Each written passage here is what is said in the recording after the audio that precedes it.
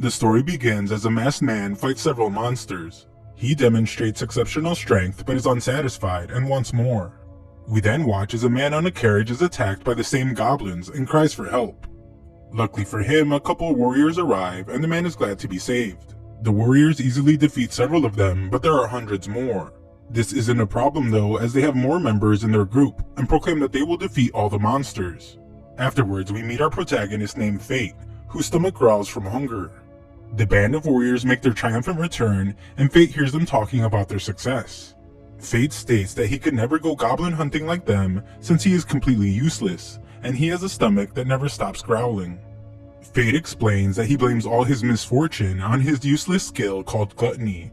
He reminds himself to be grateful though, as at least he has a job. Sometime later, everyone marvels as the Holy Knights make their way through the town. They are a trio of Berserk siblings. A man then fears for his life as he accidentally drops some food that touches one of them, and the one named Hadel questions what the peasant is doing. The peasant begins to answer, but Hadel becomes furious that the man is speaking to him. The peasant begins to apologize, but this makes them even more mad. They warn that anyone that insults the Holy Knights will have their heads cut off. They decide to leave, but tell the man that he is lucky to still be alive. Everyone is upset to watch this happen, but no one is brave enough to do anything about it. At the castle, Fate is glad that the day is almost over and exclaims that it's almost time to go home. The knights make their way to the castle, where they ask Fate if he thinks he has done a good job filling in for them.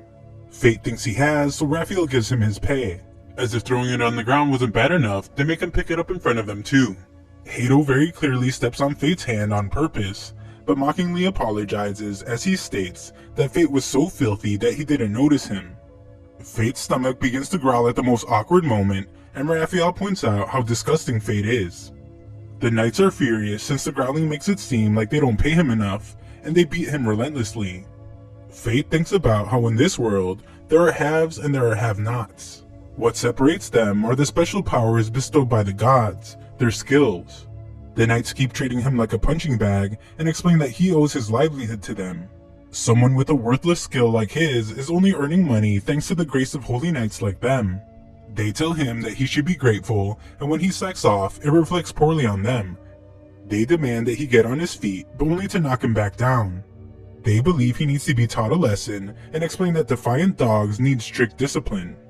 Just then, they are told to stop, since inflicting that kind of abuse on citizens they have sworn to protect is not an act of a holy knight. The girl talking is named Roxy, and she explains that watching the gate is an honorable duty for a holy knight. A duty that should be their responsibility. The knights consider it a difference of opinion, but decide that it's best to leave. Roxy helps the beaten down loser, but he notices Raphael giving him the dirtiest look. Roxy cleans him up and tells him that helping him is no problem since they are the same when it comes to watching gates. Furthermore, this is how a holy knight like herself should conduct themselves. She takes over guarding the gate and tells Fate to tell her if anything like this happens again.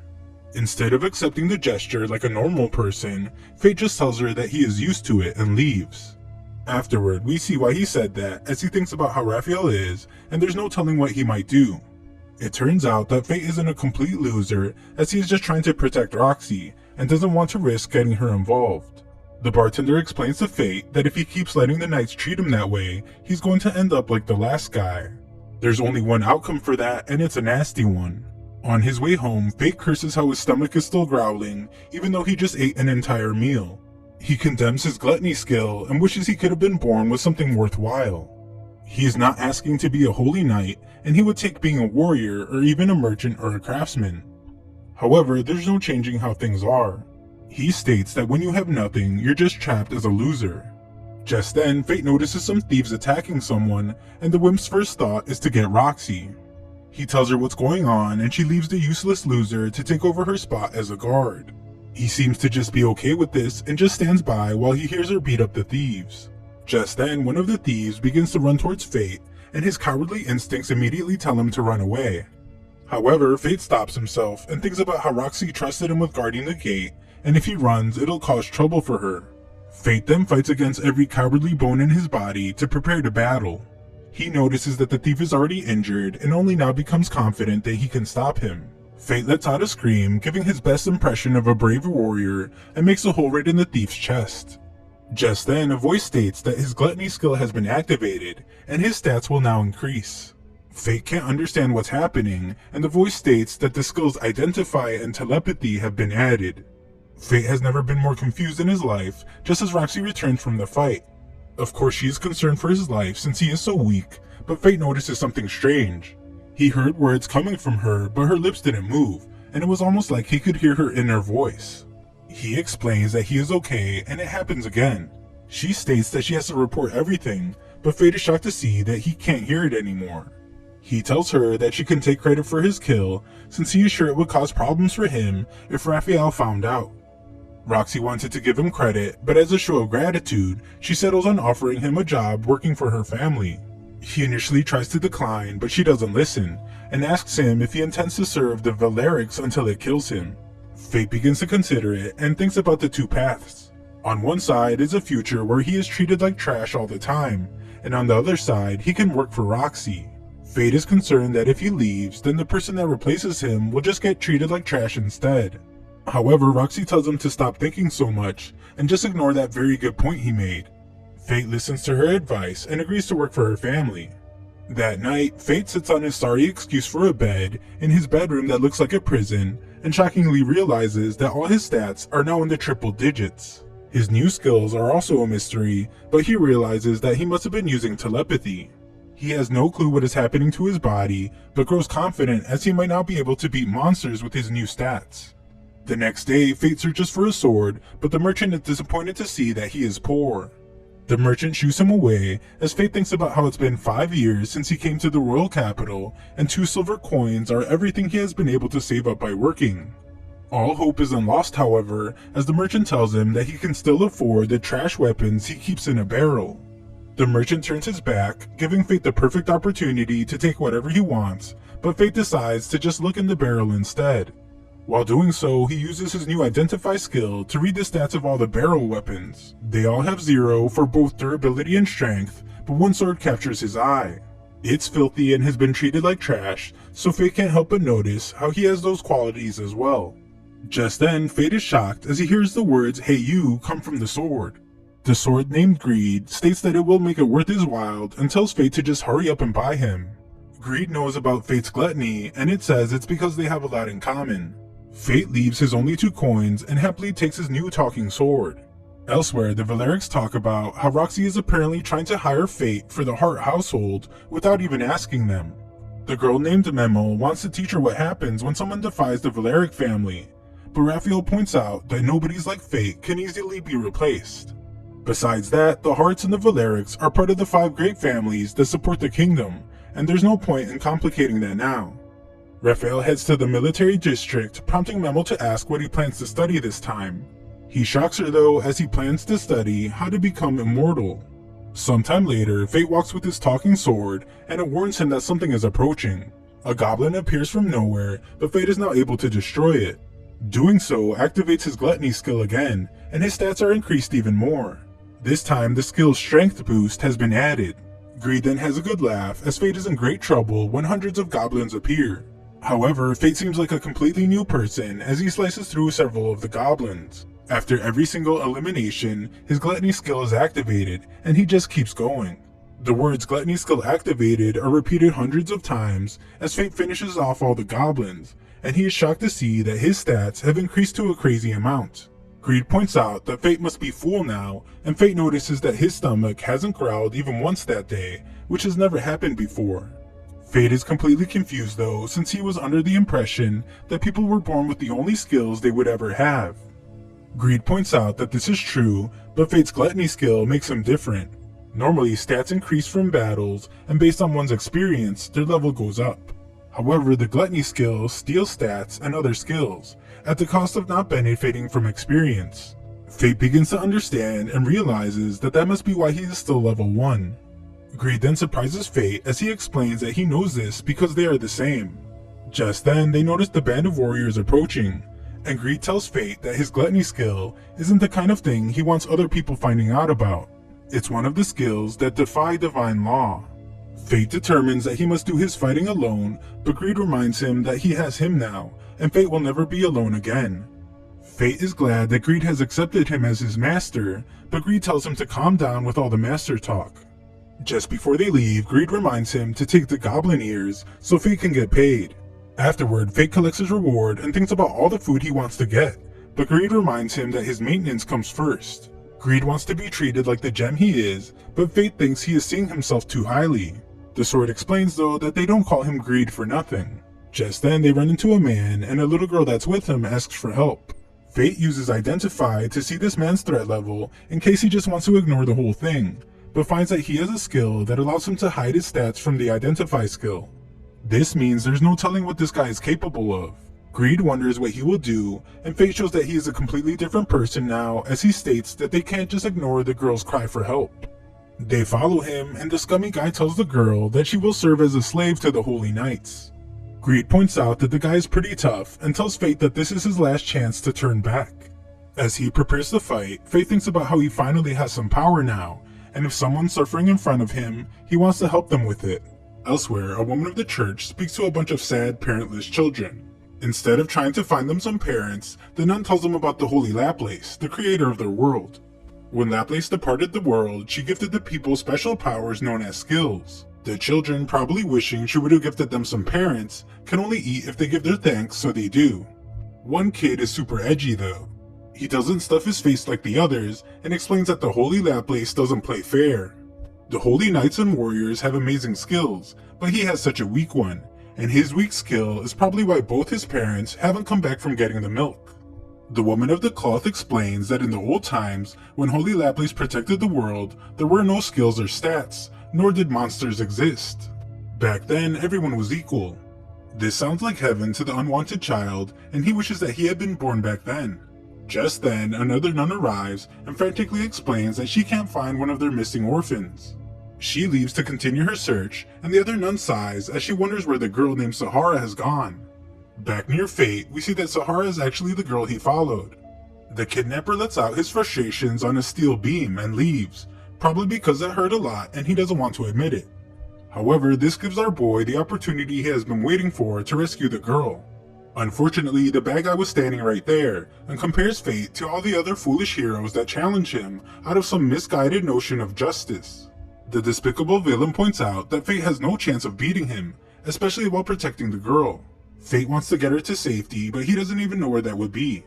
Luckily, Greed has an idea and tells Fate to back away. The bandana-loving bad guy thinks Fate is weaker than him, so Greed thinks that they can take advantage of his overconfidence. The bad guy chases them and points out that if he kills Fate in front of the girl, then she will never disobey him again. Greed is somehow able to sense the man and tells Fate to knock over some boxes, and Fate faces the man head on. Greed becomes concerned when the man uses his sharp-edged skill, and instructs Fate to just strike him down through his sword. Fate does just that, as he uses Greed to just slice right through everything it touches, and Fate demands an explanation from Bandana Man. The man refuses to tell Fate which Holy Knight had him kidnap the girl, so Fate resorts to good old-fashioned torture. The man can't take the excruciating pain any longer, and reveals that it was Hato. A quick scene then shows how evil Hato is as he uses orphans to help him with his target practice. Fate manages to save the girl though, and finds that her stomach is grumbling. They formally introduce themselves and go to get some food. Apparently the girl has never eaten before, as she tries to bite food that is clearly scalding hot, and Fate reminds her to be careful. Sahara cries as it actually turns out that she has never eaten meat before, so Fate gives her his too. Later, Fate takes her back to the orphanage and is surprised when he is thanked for the first time in his entire life. Fate explains that he has weak skill just like she does, and all it does is make him hungry. Even though Fate seemingly hated his own life just the day before, he thinks he has turned into some sort of life coach and gives Sahara some advice. He states that no matter how hard things get, if you can laugh them off, one day you'll find happiness. These words actually turn out to be that of his father. Back then he didn't understand, but his father telling him that helped him make it to this point. The self-help guru states that this is why he wants Sahara to survive too, and he leaves. A quick look at his stats shows that Fate is progressing rapidly, and Greed congratulates him on learning his first technical skill, the one-handed sword technique, Sharp Edge. This is a big deal since with technical skills, he gets tech arts, which are like secret techniques. This specific one allows Fate to attack twice in the space of one strike. That's the Sharp Edge Bandana Man was going to use, so Fate would have been in big trouble if he did. Greed calls Fate a hero, but our humble protagonist states that he isn't one, and if he had known about the sharp edge attack, he wouldn't have risked it. Greed points out that the truth is, battles come down to luck of the moment.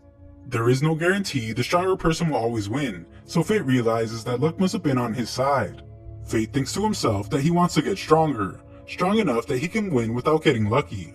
Just then, Greed reminds him that his first day of working for the Hearts will be the next day, and Fate screams in agony as he remembers that he didn't buy any clothes. At a bar, a man explains that someone named Sir Mason was struck down by a divine dragon. It is uncertain what will happen to the Hart family, but it's likely that Roxy will succeed him. Unfortunately, Mr. Mason was the one keeping the Holy Knights from going completely out of control, and the old man is not sure that even Lady Roxy can keep them in line. The drunk asks about Fate, and the bartender explains that he used to drop by after work every day. The next day, Fate is amazed, as it's his first time in the Knights District. The Hart family estate is just as amazing, and Roxy arrives to greet him. Fate is taken aback by her appearance, and she compliments him on how well he cleans up. With that awkward interaction out of the way, Roxy brings them into another one by introducing Fate to her recently deceased father. She explains that he was taken out 5 days ago by a divine dragon in Gallia. Fate thinks about how Gallia is a continent that's dominated by monsters. One of the Holy Knights' major duties is keeping them contained. Roxy explains that the duty fell to the Hart family this year. A dangerous task, but not one that should have been deadly. However, a divine dragon that hadn't left its lair in over 1,000 years killed her father's entire force. Fate is in disbelief as he realizes that Roxy looked out for him these past few days even though she was dealing with the loss of her father. She doesn't want him to be sad though. She is the head of the house now and wants them to work together to make it a joyful place. They go to shake hands, but Fate knows that it will activate his telepathy, so he points at some random person. Haru is the chief maid, and she asks Fate to make sure he conducts himself in a manner befitting a servant of the Hart family. Fate agrees, but seems to completely forget that as he shovels food into his mouth like he's preparing for a hibernation he didn't tell anyone about. A week later, Fate works so hard that the other servants tell him to get some rest. They reveal that he thought he was a bit strange since they always see him talking to his sword and he was shaking when he ate meat. Fate's stomach growls very loudly in front of them and they can't believe it since they all just ate. Fate is called to meet with Roxy, but his stomach continues to growl and not even Fate understands what's going on. Roxy tries to have a conversation with him, but Fate can only think about how he's strangely just getting hungrier and hungrier. He fears he won't be able to hold back any longer, but Roxy snaps him out of it. The two relate over their dead fathers, since Fate's father died in a monster hunt as well. Roxy calls Fate family, but he wants to be something more. Before he can tell her though, she denies his request, and even more surprisingly, Fate begins to faint. Later, Fate wakes up in his room with a note from Roxy telling him to take the day off. Fate asks Greed what's going on with him, since his hunger has never been this bad, and he can't hold himself together anymore. Greed reveals that once the Gluttony skill gets a taste of souls, there's no stopping it. The more Fate devours, the stronger he will get, and the more he devours, the more he will want. Fate is destined to seek out souls to consume until the day he dies. Fate wonders what will happen if he doesn't, and is horrified to hear that he will starve to death, or lose control and start attacking anyone in his path. Fate can't believe that as it makes him sound like some kind of monster. Greed gives him a tip though. He tells Fate that when his hunger approaches its limit, it will show in his eyes. Greed reiterates Fate's life has completely changed and there's no turning back now. Fate heads outside and walks past a group of people. Our hungry hero is shocked to realize that they smell delicious for some reason, and Greed explains that it's because his hunger boost has kicked in. It's what his red eyes indicate and is a temporary power that enables effective use of the Gluttony skill. During this time, Fate will have better night vision, be able to track prey by scent, and weaker prey will be terrified and paralyzed. This makes sense as they go outside the kingdom and find several goblins terrified. Our once innocent and frail hero is a completely different person now, as he helps himself to a massacre. With that group finished, they head to the Hobgoblin Forest. Fate continues the massacre, but seems to become upset as he wonders how much more he needs before he is free from his hunger. Hours pass and Greed points out that it's over. Fate hopes to never feel like that again, so Greed tells him that he will have to hunt monsters every now and then and feed souls to Gluttony. Just then, Fate is shocked to see that a Goblin King has appeared. It doesn't have much of an edge on him stat-wise, but it does have a health regeneration skill. It heals wounds, and with it, Fate would be able to keep fighting even if he got injured. Our boy definitely wants some of that good Deadpool power and goes after the Goblin King. Fate gets disgusted though as the goblin devours a human, and Greed coldly points out that humans are a fine meal for monsters. Fate manages to get the drop on the giant troll, but freezes for a moment when he sees the human body. The fight continues, but Greed becomes frustrated that Fate is only dodging. Fate is concerned about getting attacked, but Greed tells him to trust him, and so he does. They manage to land the final blow, and Fate is glad to see that his stats have gone up even more. The skill Health Regeneration has also been added, but Fate is exhausted now. Greed then reveals that with Fate's current stats, he will be able to access Greed's first level, so he can achieve another form.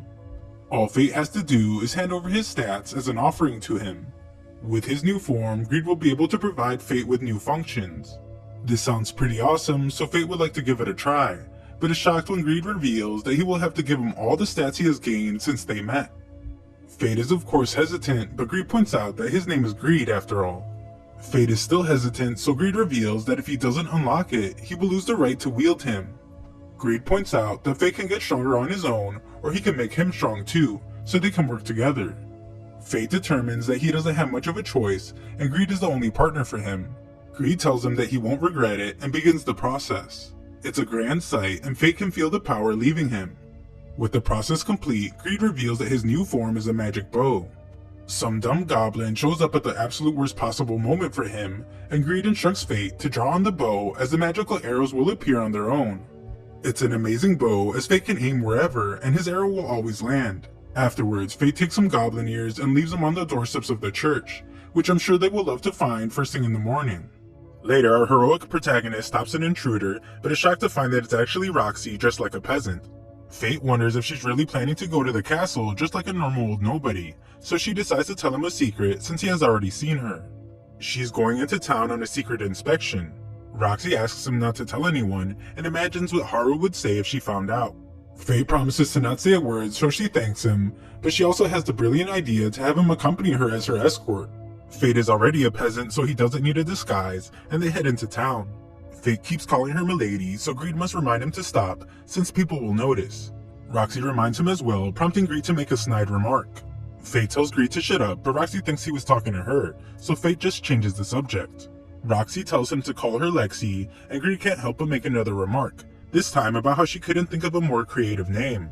Fate tells Greed to shut up again, causing the clueless Roxy to apologize to Fate for being so annoying. Fate urgently explains that it was just a misunderstanding, and Roxy, trying to act like she didn't just reject our boy very recently, says that she was excited to be going into town with him. The sarcastic sword makes yet another remark, causing Fate to threaten him, but Roxy stops him as she doesn't want anyone being so rough with their weapon. She realizes that she has never had a good look at his sword, and Fate hesitates to show her. This is really bad since someone with a worthless skill like his wouldn't normally have a sword, and she might think it's weird. Not to mention how monstrous his Gluttony skill is. He remembers Greed's words explaining how once it gets a taste of souls there's no stopping it, and how if he doesn't feed it he will lose control and start attacking anyone in his path. Fate determines that he can't let her learn about his Gluttony skill, but Butterfingers drops his sword and Roxy takes a closer look. She doesn't seem to learn anything from it, but tells Fate that it does need some maintenance.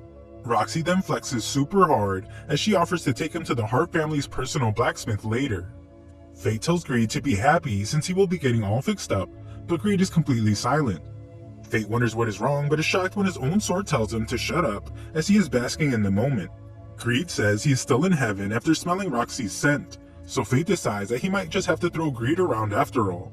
They finally make it to the very busy town. Roxy finds some grapes and the merchant explains that they were picked from the Hart family's vineyard. Even though it's her vineyard that she can just eat from directly, she decides to try one. Fate is amazed by the taste, prompting the cocky Roxy to brag about how those grapes are grown at home. The merchant hears this, and just seconds into their mission, it seems like she has already blown their cover. However, Greed gives Fate an idea, and our hero saves the day by explaining that Lexi has a relative that works there. Roxy is impressed by his quick thinking, but Greed tells Fate that he owes him one. Just then, the crowd gets all flustered as some holy knights are approaching. The crowd is surprised to see a holy knight in the market, and think about how these types of things have started to happen only after Sir Mason died. At the worst possible moment, Fate's stomach begins to growl, causing the Holy Knight to become furious.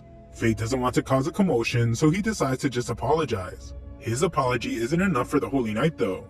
This holy knight has some serious issues as he wants to embarrass Fate for some reason. He tries to step on Fate, but Roxy stops him. The holy knight turns his attention to the peasant girl, but begins to recognize her. The crowd thinks the same as they wonder if she is Lady Roxy. Greed comes up with a brilliant idea to have Fate pretend they are a couple. He explains that if Fate gets really clingy, no one will think it's Lady Roxy. Our boy is shocked to hear such a bold idea, but Roxy hears him repeat it, and thinks it's genius. She grabs our hero and they pretend to bicker about him not eating the breakfast she made him. The incredibly awkward interaction seems to get the job done, as everyone is cringing too hard to say anything, allowing the two to get away. Just then, Fate realizes that he can hear Roxy's thoughts, and she thinks about how she has never locked arms with a boy before. She thinks about how fast her heart is racing, causing our boy to panic. Roxy decides that they need to keep moving, and Fate begins to think that escorting Lady Roxy might be a bit too tough for him. Moments later, Roxy feeds into a stereotype as she explains that she is a girl, so of course she would be interested in an absurdly gigantic gem. There are also some ores there which may or may not have gems in them. Fate uses Identify to cheat and see if there's a gem in one, but Greed tells him to be careful since merchants hate people that can use Identify. Apparently, Roxy couldn't care less about those stupid ores as she's just looking at more gems. Fate is amazed since at this moment, Roxy just seems like a normal girl, not a holy knight. The merchant offers them a discount so Fate can buy something for his girl, but he just gets embarrassed and Roxy decides that she has no use for gems anyway. Roxy moves on quickly to ask if Fate knows any active warriors, since she has some questions for them. Luckily for them, they overhear some guys talking about all the dead goblins that were recently found. Rumor is that it's a wandering monster that did it. The problem with that though is that it doesn't explain how the orphanage in the slums had Goblin King ears donated to it. Unfortunately for Roxy, they don't have any more information, so she asks Fate to take her where warriors gather. Fate realizes that this is actually what her inspection is about, and she reveals that she's investigating the wandering monster said to have appeared around the capital lately. Fate is at a loss for words since he is actually this wandering monster, and Greed makes another smart aleck remark about how interesting of a twist this is. Fate heads to the bar he used to go to, where the bartender doesn't even recognize him at first. The bartender is surprised to see that Fate is still alive, but even more stunned to see that he has a girlfriend now. Fate worries that Roxy might be getting offended by people calling her his girlfriend, and Greed points out that she might even have Fate executed for it. I guess Roxy was flustered too as she absolutely destroys a cup, but the bartender says it's okay since it happens all the time. Greed tells Fate that she was probably feeling self-conscious around him, and this causes Fate to obliterate his cup too. Greed says that it's good since it's a sign that he's getting stronger, and the bartender says that that cup was on its last legs anyway. The carefree bartender then spills the beans as he has heard about a warrior who made a killing off of goblin corpses. This warrior went out hunting and found a mountain of goblin corpses with their ears still intact. Roxy points out that if a warrior did all that work, they wouldn't just leave a bunch of valuable corpses around, and determines that it must have been a monster that has migrated from another region. That'll be bad for business though, since a lot of business travel is done through those goblin plains. If there's some mysterious creature on the prowl, people won't want to travel there. Fate gets depressed knowing that he is to blame, but gets distracted when his old friend arrives to be startled by Fate's ghost. The old man reveals a popular theory that the roaming monster is a lich. This is very troublesome, which is why the Holy Knights will be taking direct action to deal with it. Greed is worried to hear that the Holy Knights are getting involved, since he just drained all of Fate's stats, and Fate would get destroyed by them. The old man wants to know why the girl is so curious, but she isn't clever enough to think of a good answer. Fate can't help either since he is too busy thinking about how horrible things would be if Roxy joins the hunt and sees him doing his gluttony thing. Just then, some traveling warriors arrive demanding drinks and demanding that Roxy join them for some fun. Our boy springs into action, but Roxy shows she can handle her business easily. The warriors determine that only a holy knight could have that much power, and Roxy finally doesn't deny it. The bartender knew all along, but the stupid warriors are amazed to realize that it's Roxy of the Heart family, one of the 5 families supporting the king. They apologize profusely, even going as far as to give her all their money. Roxy of course rejects it, and expresses shame to see that the people the Holy Knights have sworn to protect view them as objects of fear.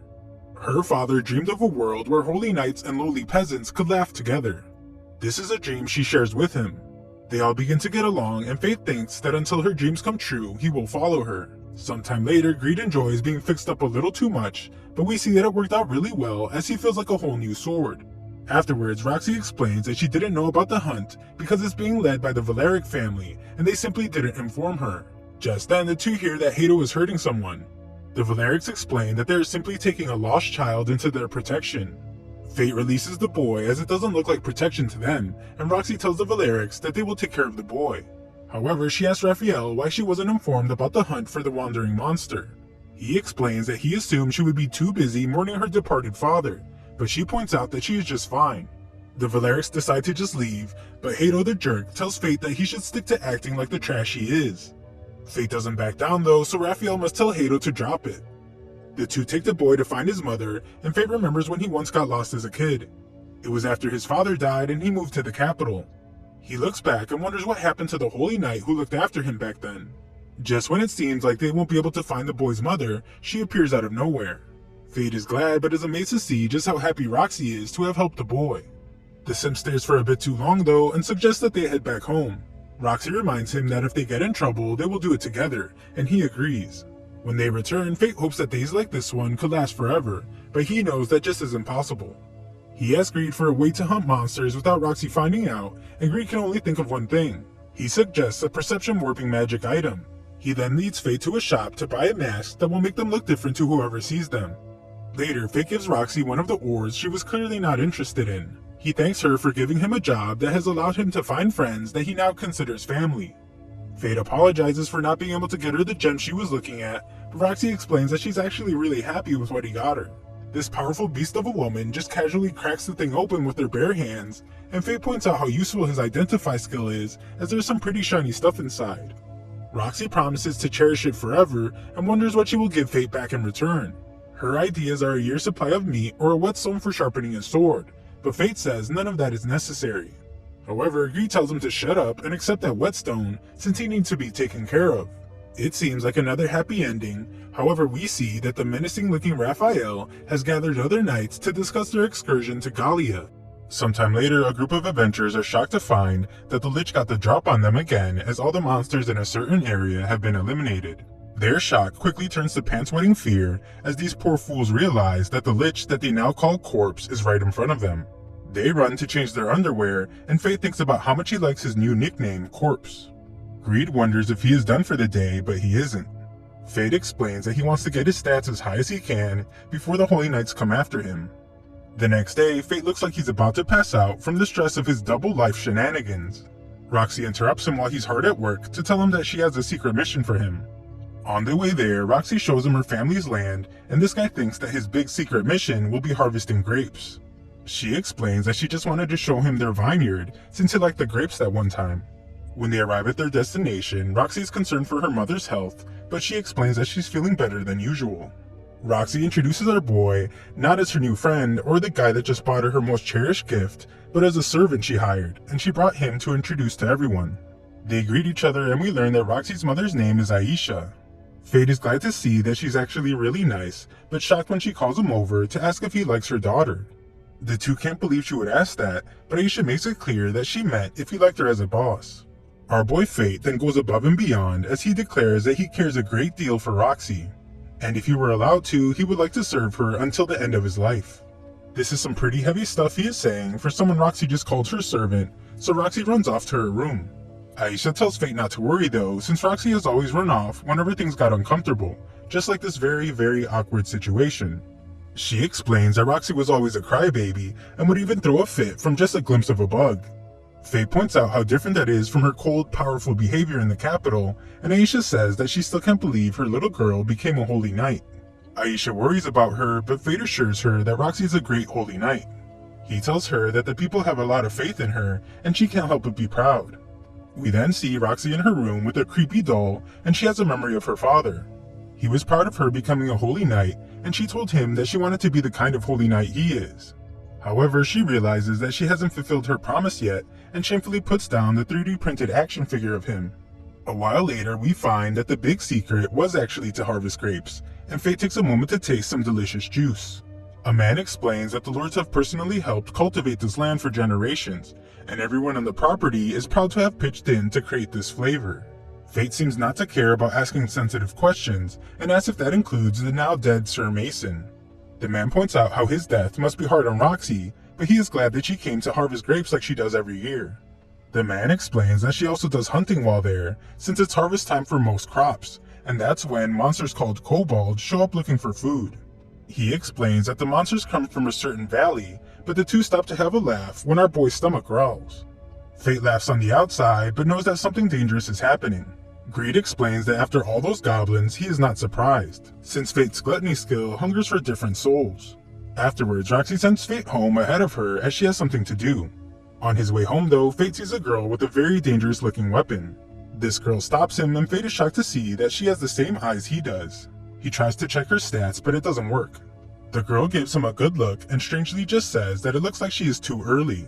Fate tries to figure out what the heck this random chick is talking about, but she simply tells him that she originally came for the kobolds, but now he can have them. She declares that he owes her one and tells him that they will meet again. Greed says that he has no clue who that was, but Fate doesn't believe him. Fate points out how Greed always says something without him even asking, but for some strange reason, Greed is being awfully quiet now. Greed says he isn't lying and explains that there is some stuff even he, in all his greatness, doesn't know. Roxy shows up and is surprised as the white-haired girl is a galleon. Fate points out though that Gallia was destroyed. We then get a little history lesson as Professor Roxy explains that 4,000 years ago, Gallia was a great military power. But a surge in monsters caused their nation to collapse and most of their people died. This girl is clearly a survivor though, and Roxy is amazed as she has never seen such a full-blooded galleon before. The two begin heading home and Fate wonders if Roxy will be okay hunting the monsters on her own. Roxy explains to the overly concerned simp that she won't be alone as the warriors who work there will be with her. On top of that, she is a holy knight, so she is certain that things will be fine. Butterfingers drops the grapes though, and the two have a good laugh. The next day, the farmers find out that the monsters had a grand old time in the vineyard. Moments later, we watch as everyone hides and prepares to get revenge on the kobolds. However, they are all shocked to see an unknown monster appear. Fate is way more hungry than shocked though, and Greed can tell that Fate's mouth must be watering. Mouth watering at just the sight of the monster is a big problem though, as it means that time is running out. Fate realizes that he is nearly in a starvation state and panics as he can't let Roxy see him like that. He checks the monster's stats to find it's an unbelievable level 50, and it's called the Bringer of Lamentation. It's also a crowned beast, which is a powerful monster born from accumulated aggression over a long period of time. Greed says that it's nothing like the usual monsters and it's really bad news. They return to the village where everyone is panicking as they are certain that they don't have a chance against the monster. However, Roxy shows off her speech-giving skills as she calms everyone down by assuring them that she will slay the powerful beast. She tells the warriors to prepare for battle, but Greed tells Fate that they don't stand a chance. Roxy is told that the warriors need time to get ready, so they decide to wait until tomorrow to fight. Greed wants to know what the plan is, and Fate thinks about how a monster at level 50 is too much for him at the moment. However, he can't ignore the people that need his help, and can't ignore what's happening on Heart's land. More importantly though, he can't let Roxy die, and he tells Greed to get ready for battle. Later that night, Fate goes to the forest, and Greed mocks him for always playing the hero. They watch the monsters walk around, and Greed explains that there are several kobold warriors around the crowned beast. Greed asks Fate what the plan is, and he simply says that he's going to fight like a glutton. He transforms Greed into his bull form and begins slaying the monsters. The stupid monsters have no clue what's happening, and we see that Fate's gluttony skill is activated after every elimination. Fate fires an arrow at the crowned beast, and this crazy thing uses one of his soldiers as a shield. Fate switches back to his sword and uses it to close the gap by slaying several monsters. His gluttony skill has been activated numerous times, and he sees that his stats have gone way up. It isn't enough to satisfy him though, so he switches back to his bow and fires an arrow. He confidently states that this will end the fight, but he's wrong and the crowned beast grabs his arrow. Greed determines that Fate will just have to fight it up close, but they are shocked when the crowned beast prepares a move called Ruinous Strike. Greed explains that it can penetrate armor to shatter bone and pulverize organs. They pull back as they have to dodge a different attack, but still end up getting hit by the shockwave. The attack sends Fate into a river where Greed desperately calls for him to wake up. A kobold soldier moves in for a final attack, but its arms get sliced off, and we find that Fate was just pretending to be out cold. Fate fights another kobold but easily defeats it, once again activating his gluttony skill. Greed explains that Fate should be able to use his first level hidden art now. It will cost Fate 10% of his current stats, but it will allow him to put a quick end to the fight. Fate agrees to it, and Greed's bow transformation gets a huge upgrade. Fate fires the powerful shot, and the crowned beast tries to counter it, but it's no hope and he is defeated. Fate thinks that the shot might have been a bit overkill, and his gluttony skill is activated once again. However, Fate is in agonizing pain. He can't understand why, and Greed explains that he overloaded from devouring a soul of higher quality for the first time. Greed desperately tells him to hold it in, since if he doesn't, it'll be even worse than his starvation state. Fate does his best to fight it, but the pain is unbearable. The next day, warriors arrive to find the aftermath of the massacre, and wonder if it was done by magic arrows. Roxy is there as well, and she wonders who could have done the massive damage. The next day, we see that Fate is fine, as Roxy tells her mother about what they saw. Roxy remembers that she saw that Gallia girl the other day, and thinks that she might have been the one that eliminated the monsters. Fate sighs in relief as he is glad that he isn't a suspect. Roxy's ready to return to the capital, and her mother thinks about how happy Roxy looks when she's talking to Fate. Later, Aisha asks Fate to stay by her daughter's side to support her, but we already know that Fate is a simp and he was going to do that anyway. She explains that she doesn't need him to become a holy knight or anything, because what's most valuable about him is his desire to help Roxy. She then kind of insults Fate as she compares herself to him. She says that she never had any skill to speak of, but was still able to support her husband. She doesn't have much time left, which is why she wants Fate to support Roxy in her place, and she tells him to take his time to think about it, so he does. On the way home, he thinks about if he's worthy of something like that, since he's hiding such a big secret from the world. That night, Fate is shocked to see that his eye is still red, and he feels an uncontrollable hunger, even though he just slaughtered a bunch of goblins. Greed explains that goblins won't satisfy his monstrous hunger anymore, but Fate points out that there are no stronger monsters around. Time is running out for him to find something that will satiate his growing hunger, so Greed tells him that he needs to decide what comes next. Sometime later, Fate sits at the bar, hiding his red eye, and he decides that he's not worthy to stand at Roxy's side. The gossiping old man walks in, talking about how Hato is going to join the hunt, and Fate is shocked to hear this. It's clear that Hato is hated, as the old man wishes that they would send him to Gallia instead to become monster food. The bartender says people like Hato usually stick to where it's safest, and some other poor soul is going to end up on the Gallia expedition. This shocks Fate as well, as he can't believe they're already planning another expedition so soon after Mr. Mason's death. The others are upset about it too, and the old man just hopes that the worst case scenario doesn't come true. Unfortunately, it does come true, as we see that the Holy Knights have gathered, and they select Hato's replacement for the Gallia expedition. Afterwards, at the capital, Roxy shockingly tells her father that she has been assigned to the expedition to Gallia. However, Fate arrives and pleads for her not to go. If she goes now, she might never come back. It's too late though, Roxy has decided to go and there's nothing he can do about it. Fate can only watch her leave and thinks about what else the old man said. He said that the Hart family is a nuisance for the Valerics and other Holy Knights. Rumor has it that they were the ones that arranged for the expedition to Gallia. We then see that the Valerics are celebrating, as they will soon be rid of the nuisance. The two other siblings leave the rest to Hato, as the two of them are off to a place called Tenburn. Hato wants Raphael to tell him about his big secret involving immortality. However, Raphael just tells him that he is counting on Hato to deal with the Lich. That night, Fate thinks about how he can't overturn official orders and he can't stop Roxy. However, he won't let the Holy Knights treat people like trash and cause more suffering. We then shockingly see that Fate has decided how he wants to satisfy his hunger, as he was waiting for Hato. Hato is glad to finally meet Corpse, and Fate turns to him with his glowing red eye.